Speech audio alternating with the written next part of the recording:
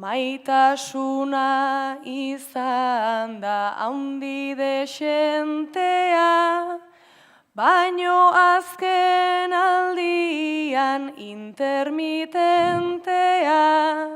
Orain argia beste norbaitekin lortzen, ta gure artekoa ari da erortzen. Ta gure artekoa ari da erortzen. Nik erabaki nahi nukelako, noiz